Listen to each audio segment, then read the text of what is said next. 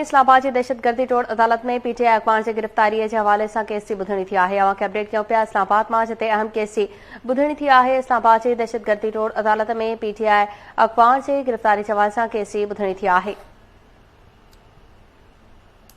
इस्लामाबाद जी दहशतगर्दी के ख़ात्मे वाली अदालत में पीटीआई अखबार जी गिरफ़्तारी ख़िलाफ़ केस ॿुधणी थी है।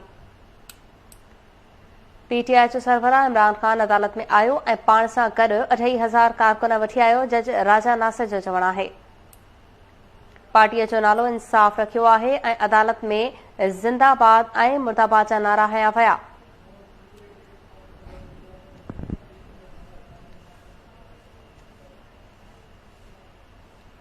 ख़बर मूंखे ॾियो पिया इमरान खान बरतानिया जा मिसाल ॾींदो हो। अहम केस जी ॿुधणी थी है। अदालत रमासना त पाण सां गॾु गुंडा ऐं बदमाश बि अदालत जे कमरे में वठी आयो हो। तफ़सील मालूम कंदासीं। लाइन ते मौजूद आहे केटी न्यूज़ रिपोर्टर इब्राहिम कुंभर जी। इब्राहिम अपडेट कजो।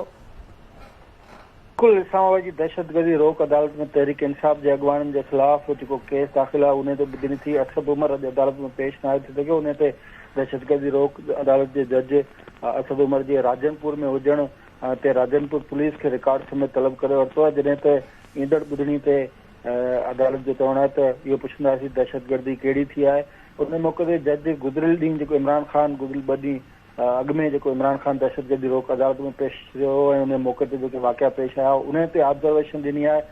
अदालत जो चवणु आहे त इमरान खान जेको सो 2,500 माण्हू वठी अदालती कमरे में पेश थियो। पार्टी जो नालो तहरीक इंसाफ़ आहे। पर अदालत में जिंदाबाद मुर्दाबाद जा नारा हया विया। हिते मिसाल जेके बरतानिया ॾिना था वञनि पर पाण उन ते अमल केर बि नथो करे। पाण सां गॾु गुंडा ऐं बदमाश अदालत में आंदा विया।